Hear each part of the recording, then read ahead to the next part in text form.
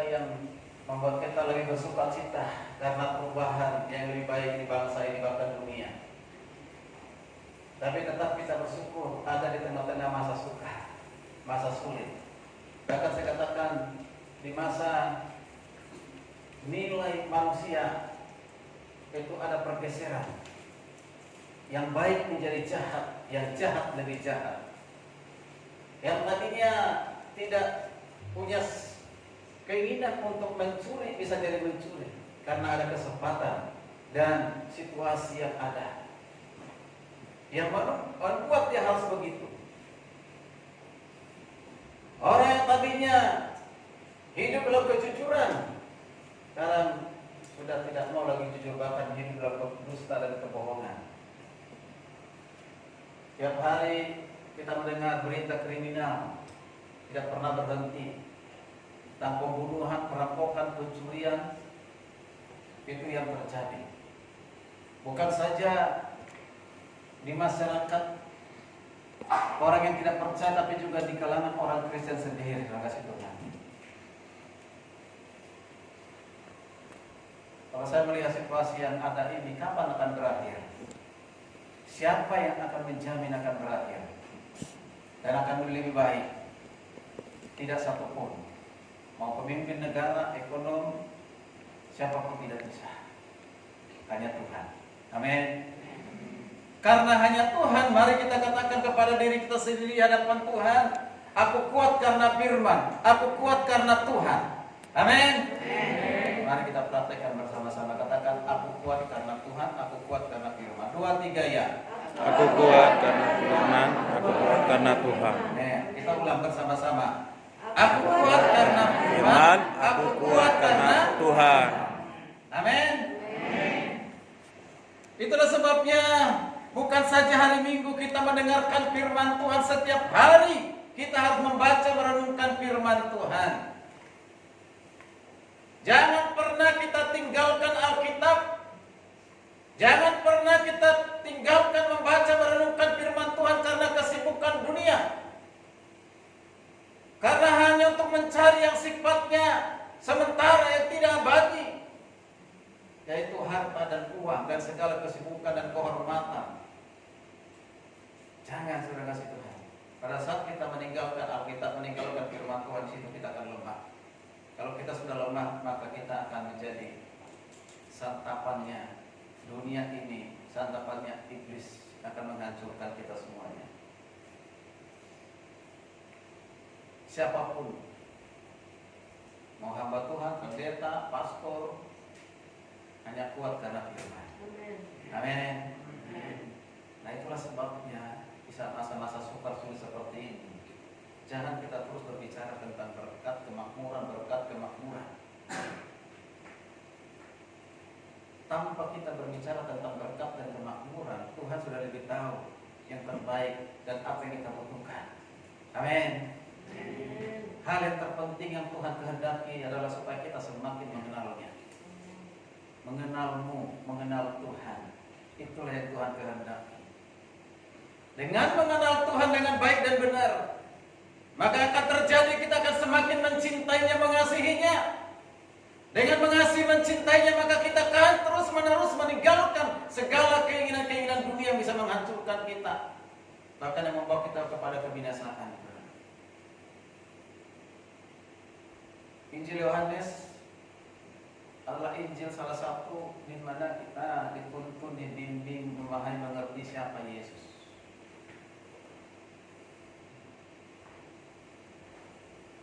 Yang kelima, pembahasan kelima dari Injil Yohanes masih di kitab Yohanes pasal yang pertama. Hari ini juga kita masih masuk dalam kitab Yohanes, Injil Yohanes pasal yang pertama. Berarti Tuhan. Karena hari-hari ini kita melihat sudah mulai presentasi menurun untuk memberitakan tentang Yesus Kristus. Banyakkan khotbah-khotbah tentang etika, tentang berkat, tentang keadaan, dan yang lain sebagainya. Tentang COVID. Nah,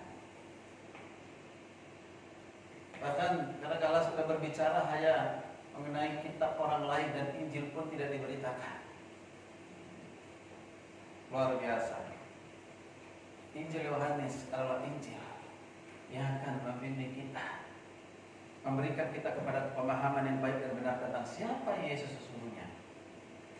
Di hari pertemuan pertama, di sesi yang pertama kita sudah mendengar bahwa Yesus adalah firman yang hidup. Amin. Firman yang kekal. Lalu yang kedua, Yesus adalah terang dunia. Dan yang ketiga, Yesus adalah anak Allah. Dan yang keempat, Yesus adalah anak domba Allah. Itu luar biasa. Dengan pengetahuan ini membuat saudara semakin mencintai mengasihi Tuhan. Seharusnya seperti itu. Dan semakin membuat kita berubah. Maka hari ini kita lanjutkan bersama-sama. Masih di kitab Injil Yohanes pasal yang pertama kita perhatikan. Khususnya 35 sampai yang 42. Injil Yohanes Injil Yohanes pasal 1 ayat yang ke-35 sehingga kita baca sehingga ayat yang ke-42. Saya mohon kerjasama dari jemaat, khususnya untuk yang pria membaca ayat 35, wanita 36, dan ayat 42 nanti bersama-sama. Dimulai dari kaum bapak atau pria. 2, 3 ya.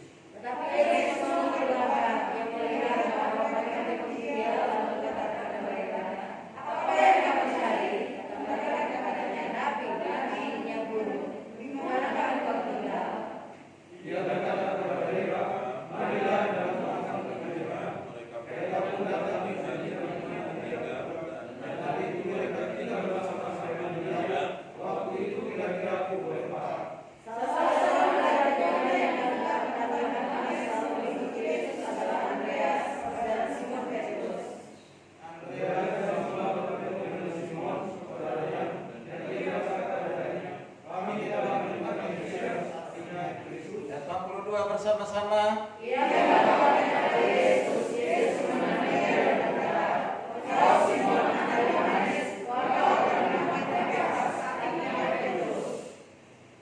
Saya akan mengulang membaca khususnya ayat 41 berkata demikian.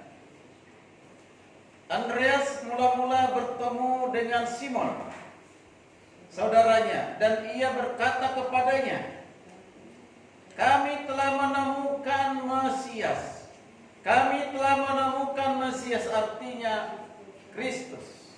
Dari ayat ini yang menjadi tema firman Tuhan hari ini, yaitu Yesus adalah Mesias. Kata Mesias mungkin sudah pernah kita dengar, bahkan mungkin sudah sering kita dengar. Tapi apakah kita mengerti makna dari kata Mesias itu sendiri? Tadi kata Mesias, kalau dalam bahasa Ibrani dikatakan Masyiach. Masyiach artinya apa? Yang dipilih. Yang dipilih atau bisa juga dikatakan yang diurapi. Nah, kalau diterjemahkan ke bahasa Yunani, itu adalah Kristos. Apa Kristos? Dan kalau di bahasa Indonesia akan jadi Kristus. Ya, jadi Kristus. Jadi nama Yesus Kristus adalah nama. Bisa juga disebut dengan Yesus Sang Mesias. Yesus Sang Mesias. Nah, Bapak Ibu dikasih Tuhan, di zaman Alkitab, baik dalam Perjanjian Lama, seringkali kita mendengar tentang pengurapan, diurapi. Daud diurapi oleh Samuel, Saul diurapi oleh Samuel. Ya kan? Kemudian Simpson juga diurapi, dan banyak orang-orang tokoh-tokoh yang diurapi. Diurapi dengan apa? Diurapi dengan minyak. Ini apa artinya? Kalau seseorang yang diurapi itu berarti ada sesuatu yang khusus. Ada sesuatu yang khusus atau dikhususkan, disendirikan Untuk apa? Ada peran tertentu. Tapi apa itu? Untuk raja, untuk menjadi pemimpin. Kalau dia Saul dan Daud, untuk menjadi pemimpin bagi bangsa Israel, dihususkan.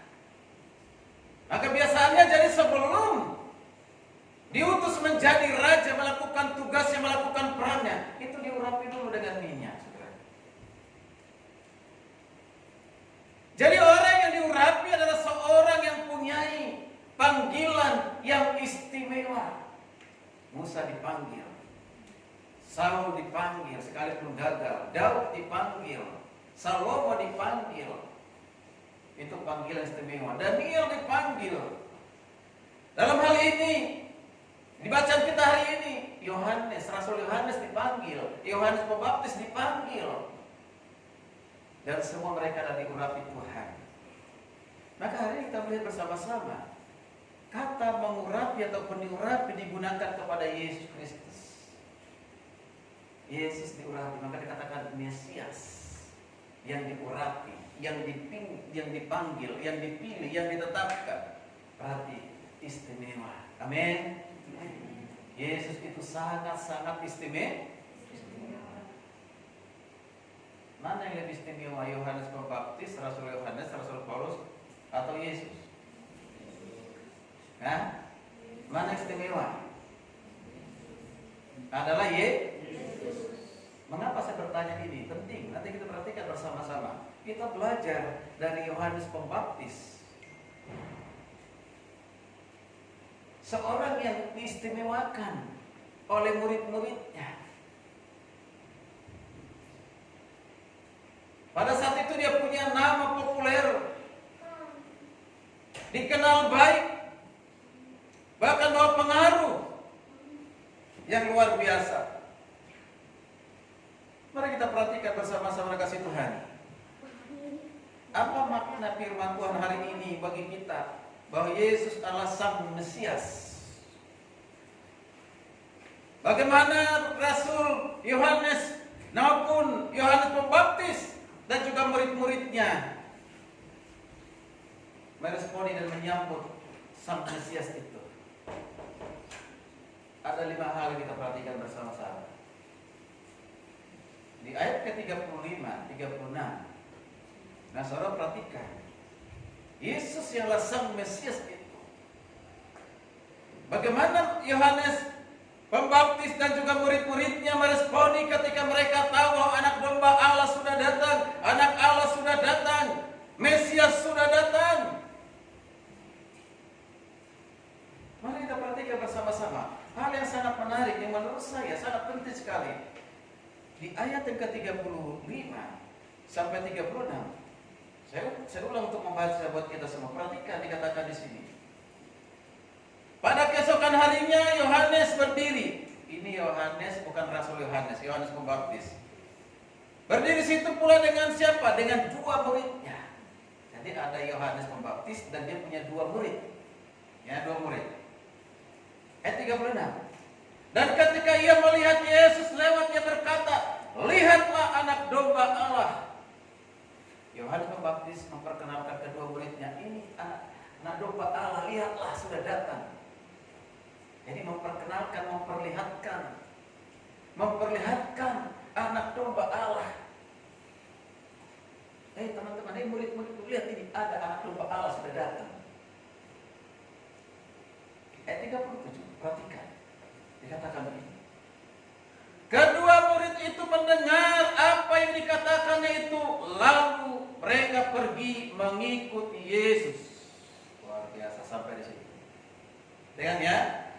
Kedua murid itu murid siapa? Muridnya siapa? Yohanes Pembaptis. Ya. Kedua murid itu mendengar apa yang dikatakan oleh Yohanes Pembaptis. Lalu apa yang terjadi? Alkitab mengatakan kedua murid itu mengikut siapa? Mengikut Yesus. Apa yang mau kita lihat dari cerita ini, dari firman ini, saudara Tuhan? Jadi gini, Yohanes itu punya murid, 2 murid, ya, 2 murid. Dikatakan kepada murid itu,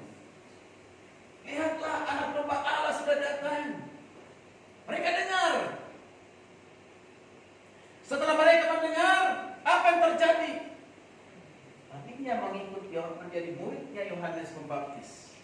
Tapi sekarang berbalik. Jadi ikut siapa? Ikut Yesus. Mengikut Yesus.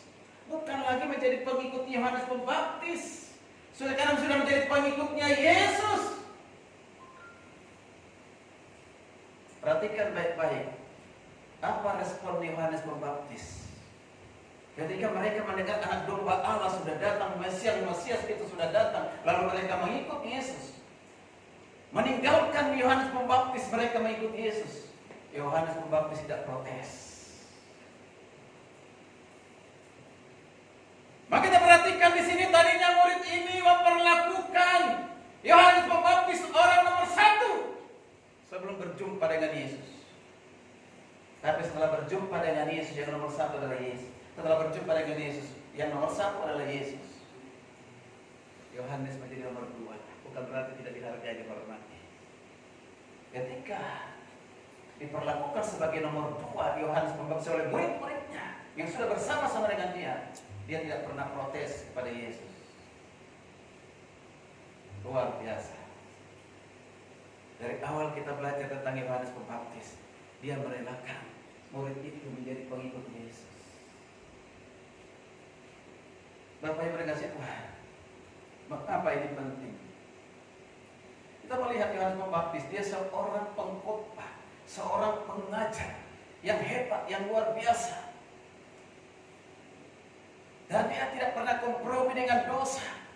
Dia menegur, hanya katakan, hai keturunan ular beludak, bertobatlah, berilah dirimu dibaptis. Lalu ada yang bertanya, apa yang harus kami perbuat? Dia jadi, jika engkau punya harta, jual dan bagikan kepada orang lain dan yang lain sebagainya. Nah, saudara kasih Tuhan, Rasul Yohanes Pembaptis ini luar biasa, karena dia tahu siapa Yesus, anak domba Allah yang sang Mesias itu. Artinya, yang pertama yang kita perhatikan di sini, murid Yohanes Pembaptis menjadi murid sang Mesias. Yang tadinya pengikut Yohanes Pembaptis sekarang menjadi pengikutnya Yesus, dan itu direlakan oleh siapa? Oleh Rasul Yohanes. Karena khotbah ini juga tepat juga untuk para pendeta, para pemimpin. Seringkali pemimpin pendeta bertengkar itu hanya karena jemaat. Ya, misalnya dia sudah merasa bersama dengan jemaat itu 2-3 tahun, udah dibimbing, diarahkan, diajarin, berubah, lalu tiba-tiba pindah kepada jemaat yang lain. Banyak kan tidak bisa terima. Dia akan protes, bahkan mungkin marah, akan mencari-cari informasi mengapa dia sampai pindah. Mengapa sampai pindah ke tempat lain, ke gereja lain? Tadinya dianggap sebagai gembalanya yang nomor 1 kan, sekarang yang nomor 1 kan gembala yang lain. Padahal punya sejarah, membimbingnya mulai dari nol. Saya belajar dari Yohanes Pembaptis. Saya kasih Tuhan luar biasa. Siapapun yang Tuhan percayakan kepada kita, mulai dari nol kita bimbing, kita ajar, dia berubah, lalu pergi dari kita. Jangan ada penyesalan dan sakit hati. Biarkan, maka kita mengatakan, oh aku bersyukur bahwa Tuhan sudah berikan kesempatan kepada saya untuk membimbingnya, mengajarnya selama sekian tahun. Sekarang Tuhan percayakan membimbingnya kepada orang lain. Amin. Kemarin Pak Martin ngomong saya, Pak, ini ada mahasiswa motor mau pergi. Sudah dibimbing, sudah diarahkan, sudah dimotivasi, sudah. Tak tetap mau pergi. Pas lagi persiapan foto seperti ini, Tuhan, kenapa harus dia pergi? Mengapa? Bisa personal karena itu, pengaruh dari luar, atau bisa juga di dalam. Semuanya bisa kemungkinan. Dan kita perlu evaluasi. Kita kehilangan, iya. Tapi satu kata kepada Tuhan, Tuhan,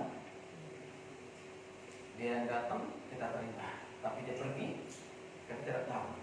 Biarkan dia pergi. Dan Tuhan yang berperkara dalam kehidupannya. Jika Tuhan masih kehendaki, biar dia balik.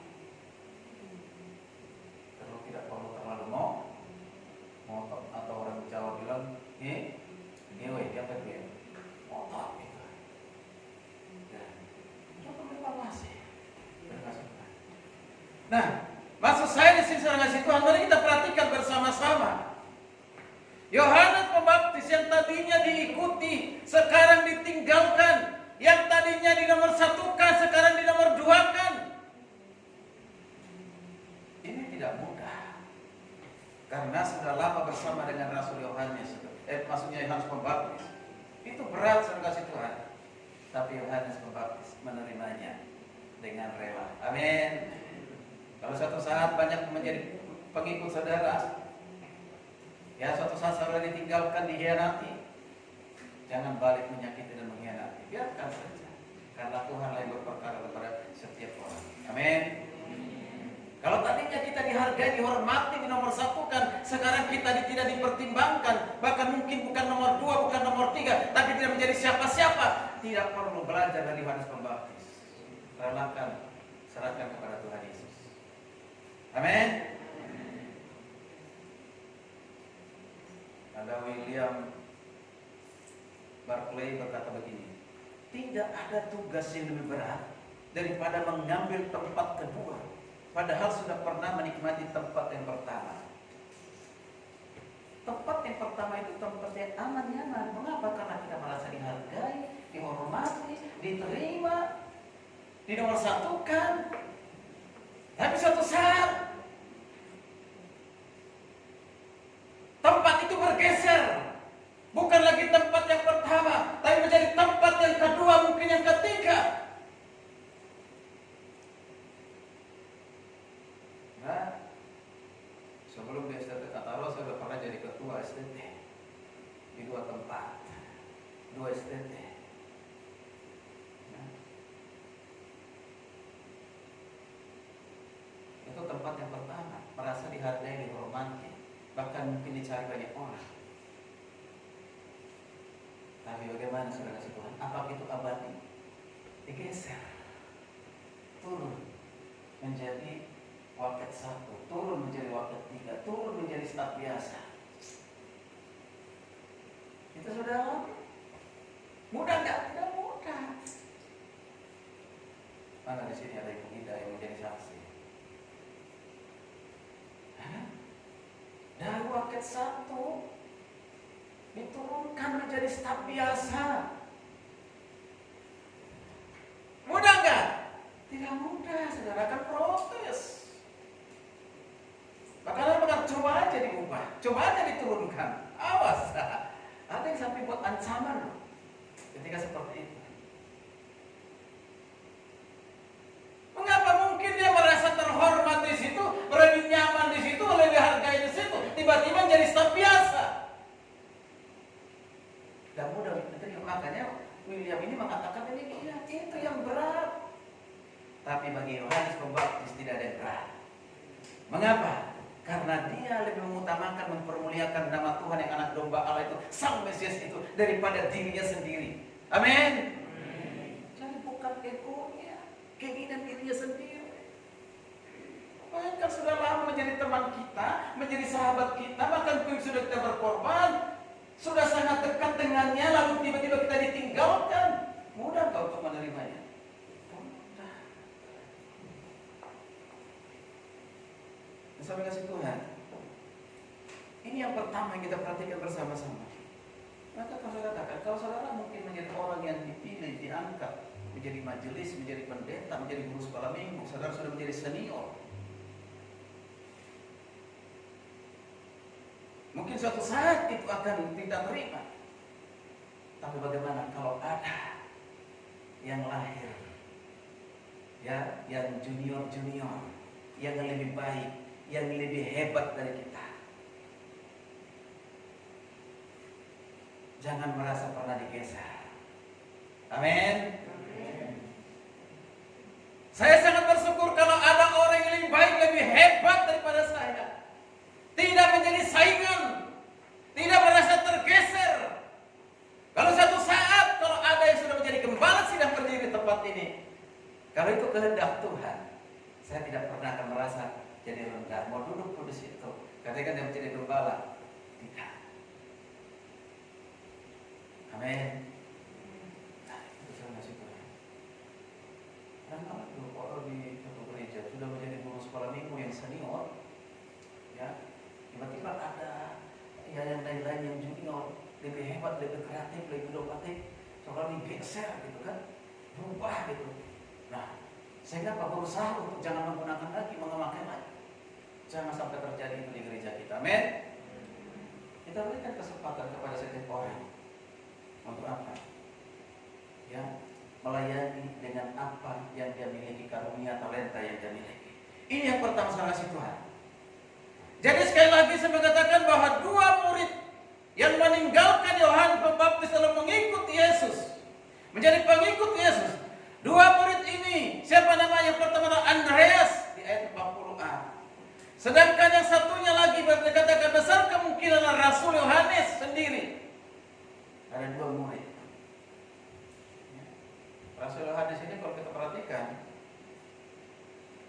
identitasnya seolah-olah disembunyikan.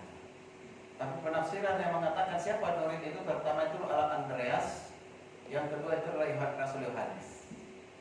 Karena dia penulis surat Yohanes, kitab Yohanes. Nanti kita bisa baca nanti di Matius 4:18-22. Jadi saya kasih Tuhan, saya perhatikan murid ini, bukan menjadi murid yang fanatik dengan Yohanes Pembaptis. Kalau orang fanatik kepada tokoh tertentu, kepada orang tertentu, kepada pendeta tertentu, kepada hamba Tuhan tertentu. Kalau fanatik, biasanya, ya, hanya dia yang baik dan hanya dia yang benar. Yang lain semua keliru, salah. Sekalipun ajarannya sudah salah, ajaran sudah menyesatkan, tetap aja ikut. Apalagi orang pengikutnya sudah banyak. Dan itu yang terjadi. Ya, tidak fanatik. Mari kita hanya fanatik kepada Tuhan Yesus. Amin. Amin. Kita menjadi pengikut yang fanatik hanya kepada Tuhan Yesus, bukan kepada manusia. Kalau kita mengidolakan orang tertentu, boleh saja silakan, tapi jangan sampai itu nomor satu. Tetap Tuhan nomor satu. Amin. Jadi hati-hatilah saudara kasih Tuhan. Fanatik terhadap pendeta atau orang tertentu, ya hati-hati. Itu bisa menjadi penghalang buat kita untuk datang kepada Yesus. Itu menjadi penghalang buat kita untuk mengenal Yesus lebih baik. Karena kita sudah mempertuhankan manusia. Makanya saya heran, kalau ada pendeta masih muda dan pengikutnya sudah banyak yang luar biasa, tanpa ada sakit tiba-tiba mati, meninggal, kita tidak tahu. Ada kemungkinan yang lain. Karena apa? Sudah mulai sombong dan menganggap dirinya Tuhan, bahkan lebih hebat dari Tuhan. Tuhan cepat-cepat pensiunkan daripada menyesatkan banyak orang. Bukan masuk neraka, tetap ke surga karena imannya. Amin. Lalu yang kedua, mari kita perhatikan kembali kepada firman Tuhan 38-39. Saya perhatikan dengan baik. Tetapi Yesus menoleh ke belakang, ia melihat bahwa mereka mengikuti Dia, lalu berkata kepada mereka, apa yang kamu cari? Saya ulang kalimat ini. Apa yang kamu cari? Kata mereka kepadanya, Rabi, artinya guru, di manakah engkau tinggal?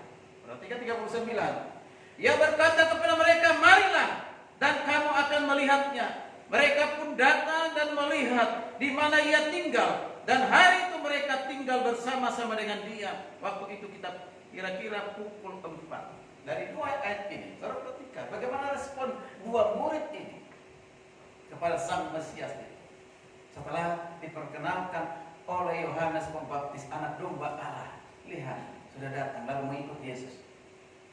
Mereka bukan hanya sekedar mengekor dari belakang. Tidak. Lalu perhatikan. Ketika mereka mengikut Yesus dari belakang, Yesus menoleh ke belakang. Menoleh. Ini ke depan tuh, ke belakang. Ya kan? Menoleh arti yang bisa dikasih Tuhan. Nah, saudara perhatikan di sini. Pada saat itu belum ada keluar kata-kata. Awalnya belum ada kata-kata, bahkan mungkin mereka sungkan, segan berbicara kepada Yesus, hanya mengikut aja.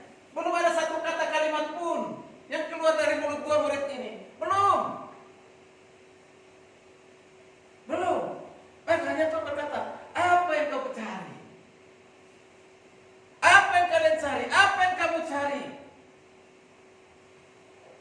Hal yang kedua saya kasih Tuhan, para murid memiliki kerinduan untuk mencari Yesus.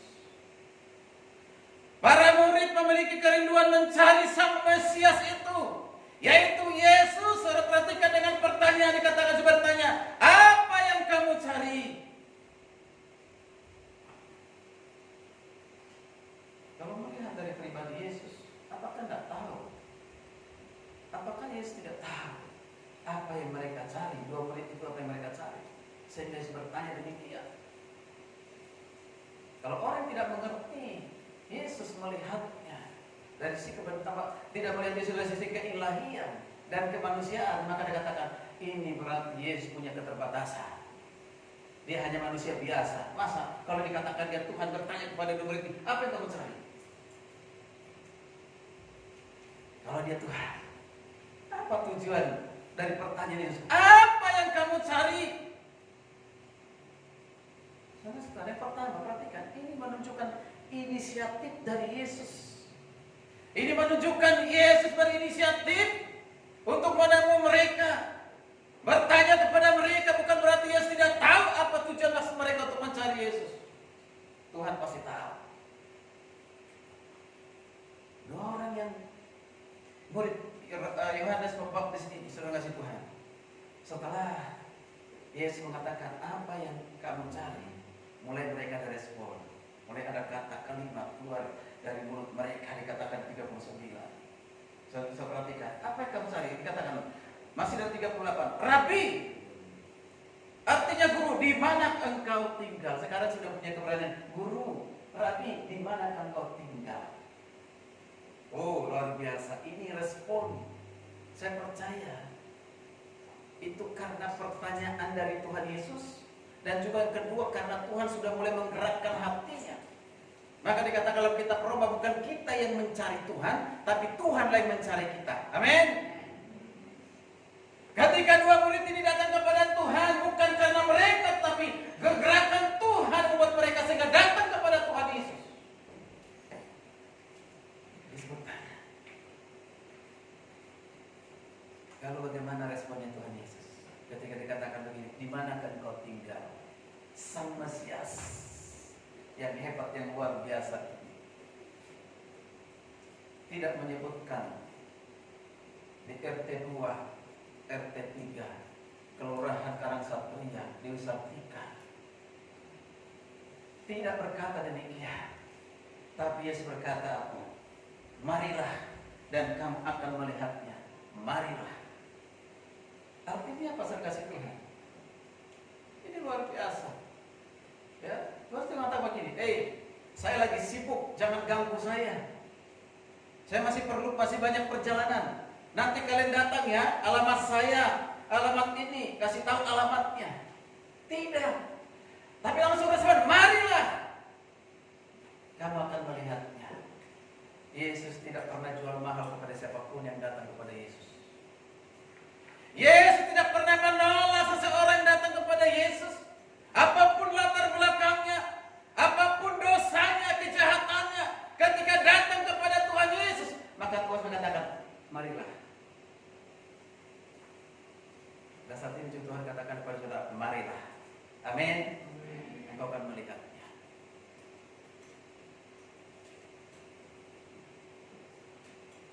Bapak Ibu dikasih Tuhan, kalau kita perhatikan, dibandingkan dengan Lukas 15 ayat 20, kita tolong satu orang baca Lukas 15 ayat 20. Lukas 15 ayat 20. Bagaimana kita lihat di sini perumpamaan seorang bapak pada anak bungsu yang sudah meninggalkannya, kembali kepada bapaknya. Coba minta tolong satu orang baca. Dan ini adalah sifat kebapaan dari Tuhan kita, dari Yesus Kristus. Silakan baca. Minta tolong satu orang baca. Lukas 15. Maka bangkitlah ia dan pergi kepada bapaknya. Ketika ia masih jauh, ayahnya telah melihatnya, lalu tergeraklah hatinya oleh belas kasihan. Ayahnya itu berlari mendapatkan dia, lalu merangkul dan mencium dia. Nah, ini perumpamaan seorang anak yang hilang. Saudara tahu pasti ceritanya itu. Yang meninggalkan bapaknya dan bekerja sebagai apa? Sebagai apa pekerjaannya? Ya, memberikan makan, bahkan makanannya pun diingat siapa? Diingat bapak.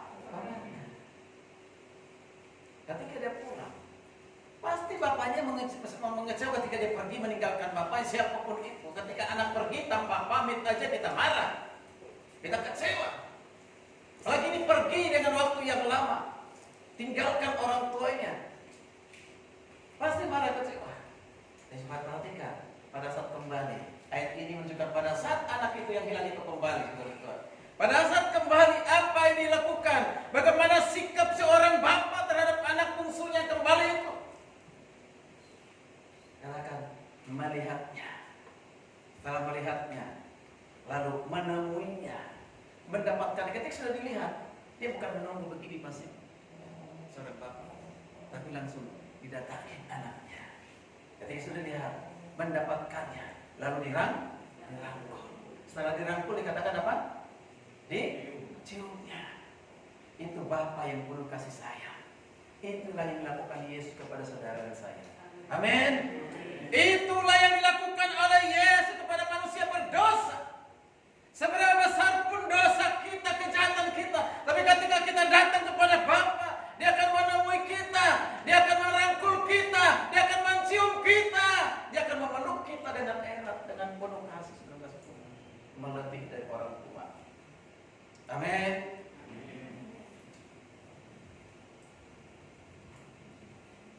Luar biasa.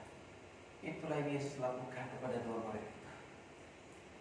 Menunjukkan di mana dia tinggal. Karena Tuhan tahu apa yang mereka cari, Allah kebenaran.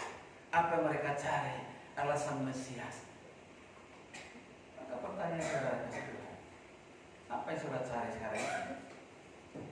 Apa yang kita cari hari-hari ini? Popularitas, kemewahan, kekayaan, uang, jabatan. Apa yang kita cari? Kehormatan. Semua itu boleh kita cari, silakan. Tapi jangan itu menjadi prioritas dalam hidup kita. Karena semua itu adalah bonus dari Tuhan. Amin. Maka saya katakan, jangan sampai lupakan Tuhan, tinggalkan Tuhan, tidak ibadah lagi, tidak berdoa lagi, tidak baca firman Tuhan lagi, karena kesibukan kita ingin mencari sesuatu menurut kita, itu memuaskan ego kita, kehormatan kita, kemuliaan kita, kemewahan kita. Jangan. Kita tetap prioritaskan siapa? Ya.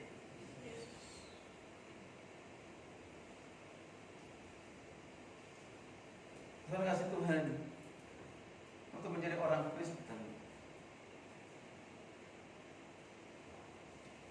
Banyak orang motivasi yang berbeda. Orang datang ke gereja bisa motivasinya berbeda. Kalau di kampung saya itu tidak mau pindah ke gereja lagi, tetap ada menjadi orang Kristen di gereja itu. Karena alasan apa? Alasan pemakaman, penguburan. Nanti kalau aku mati, kalau di gereja itu, apalagi gereja, kalau aku mati, mau dikubur di mana? Mau ditanam di mana? Mengapa? Karena gereja di mana kami beribadah, gereja itu sudah sediakan pemakaman bagi umatnya, bagi jemaatnya yang meninggal, sudah disiapkan. Ada 2 tempat.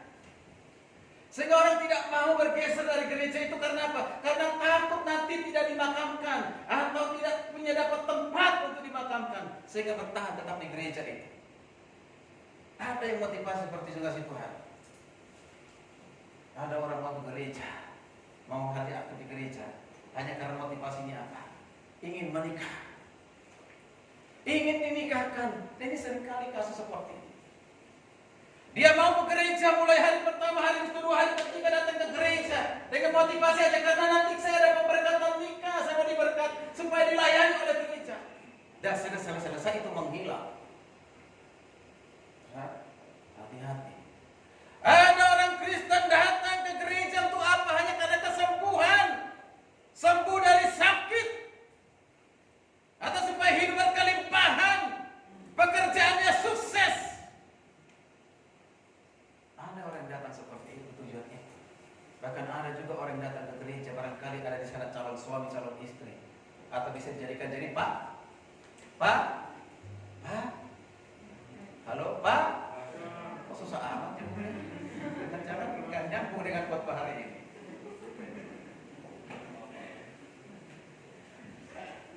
Cari pacar, cari jodoh, nggak diskotik sana. Lebih baik cari di gereja, tapi jangan itu motivasi yang pertama. Yang benar adalah datang ke gereja karena ingin mencari Tuhan. Amin. Datang ke gereja karena ingin bertemu dengan Tuhan. Itu yang benar. Makanya sejauh manapun kita, tempat kita dari tempat ibadah ini, tinggal kita ke tempat ibadah ini, kalau ada rasa haus dan lapar akan kebenaran firman Tuhan, kita akan datang sejauh manapun itu, kita akan jangkau. Karena dorongan itu, semangat itu, maka kita datang. Kita punya roh untuk rasa haus dan lapar akan kebenaran firman Tuhan, maka pagi-pagi kita sudah bangun bertemu dengan Tuhan, berdoa menyembah Dia, bahkan mendengarkan firman-Nya. Kalau kita sudah haus dan lapar akan kebenaran firman Tuhan dan ingin beribadah, maka tidak akan pernah terlambat datang ke gereja. Dia akan sediakan waktu yang terbaik. Ini penting sekali. Kalau kita sudah menjadi hamba Tuhan, kita harus siapkan yang terbaik. Bukan hanya dengan ucapan, perkataan, tapi juga dengan apa? Perbuatan.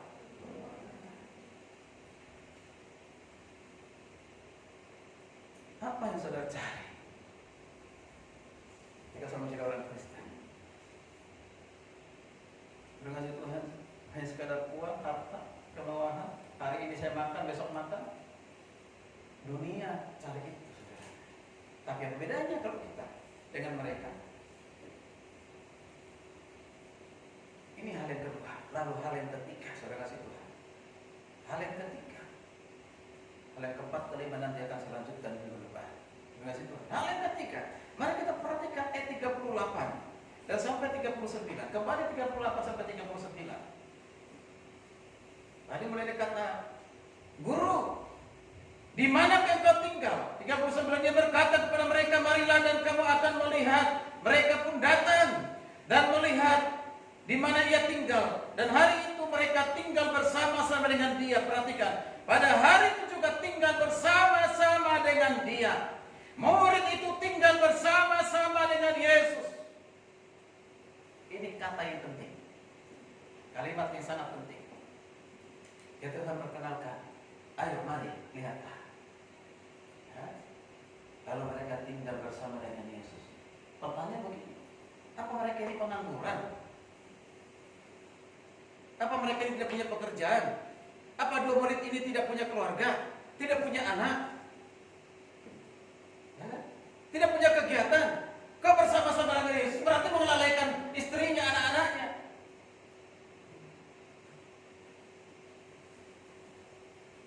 Tinggal bersama dengan Tuhan. Artinya apa? Semua tadi itu pekerjaan itu perlu. Keluarga penting, semuanya penting, tapi jangan hal itu menjadi penghalang, penghambat buat kita untuk datang kepada Tuhan. Amin. Jangan itu menjadi prioritas. Ini tinggal bersama dengan Dia. Lalu pertanyaan ketiga, tinggal bersama dengan Yesus, kira-kira apa yang dikerjakan di sana? Mencatur? Yesus mencatur dengan murid-muridnya. Main gaplek? Tidak. Tapi yang pasti mereka duduk diam, mendengarkan Yesus. Yesus mengajarkan firman. Amin. Mereka siapkan telinganya, siapkan hatinya untuk mendengarkan Yesus sedang berbicara di hadapan mereka. Itu luar biasa. Saya pastikan itu bahwa dua murid ini, mereka mempersiapkan telinganya, hatinya untuk mendengarkan Yesus yang sedang berbicara di depan mereka. Dibimbing, diajar firman Tuhan. Dan mereka tidak ada jenuh dan bosan dengan firman Tuhan. Ya. Jadi hal yang ketiga saya kasih Tuhan, mereka punya kerinduan untuk lebih mengenal Sang Mesias itu. Mereka punya kerinduan untuk lebih mengenal, lebih dekat Sang Mesias itu. Dan mereka bersedia untuk diajar oleh firman Tuhan, diajar oleh Yesus. Mari katakan, Rabi, Guru, di mana engkau tinggal? Lalu Yesus kasih tahu, ayo, marilah. Bapak Ibu kasih Tuhan, apakah saudara adalah orang yang juga seperti murid ini mau diajar oleh Tuhan? Apakah saudara senang membaca, mempelajari, merenungkan firman Tuhan? Atau saudara mulai bosan, jenuh dengan firman Tuhan? Dengan berbagai alasan, berbagai macam alasan saudara mengatakan, aku terlalu sibuk.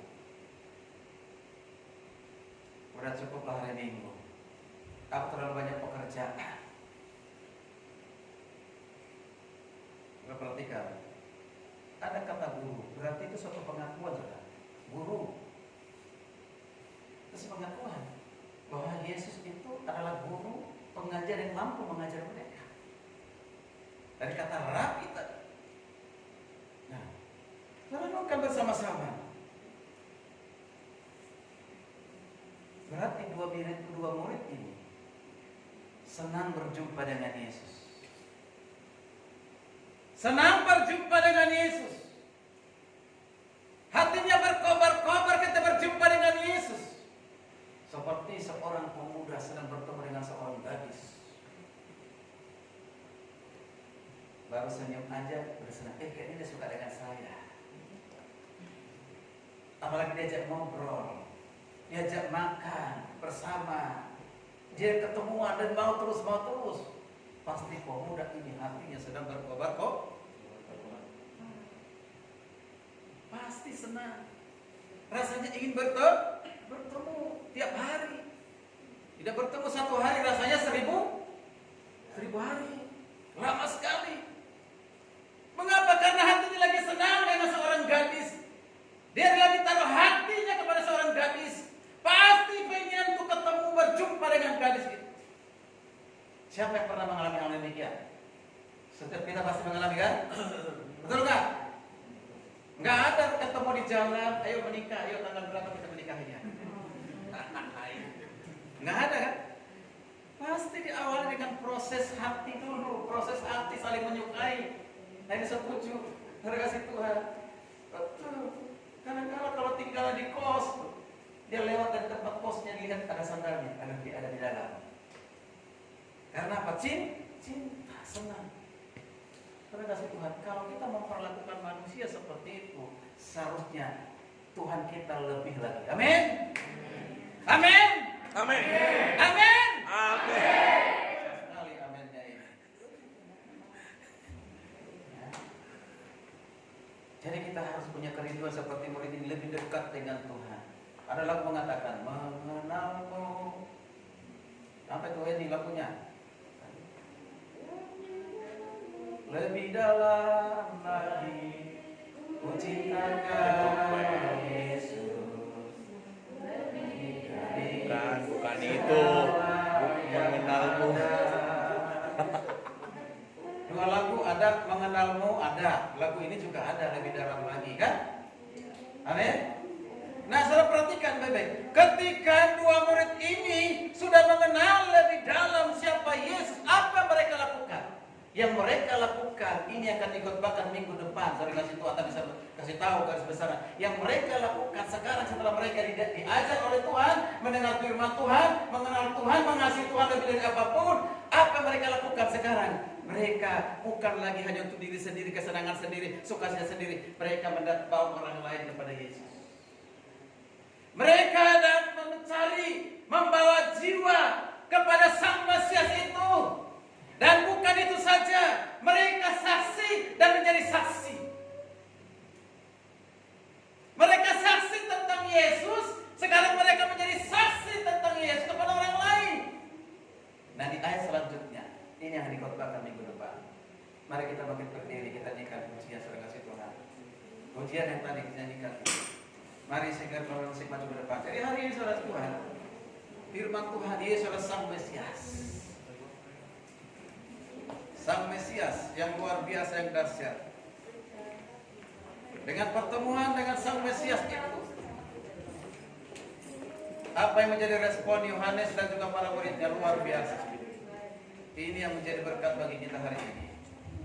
Yang pertama tadi apa? Apa yang pertama tadi? Muridnya siapa? Yohanes Pembaptis menjadi muridnya Sang Mesias, rela ya menyerahkan ya dua murid ini menjadi murid Yesus. Yang kedua, memiliki kerinduan untuk mencari Sang Mesias. Lalu yang ketiga, ya memiliki kerinduan untuk lebih mengenal Sang Mesias dan bersedia untuk dia diajar. Puji Tuhan. Mari kita nyanyikan pujian ini bersama-sama.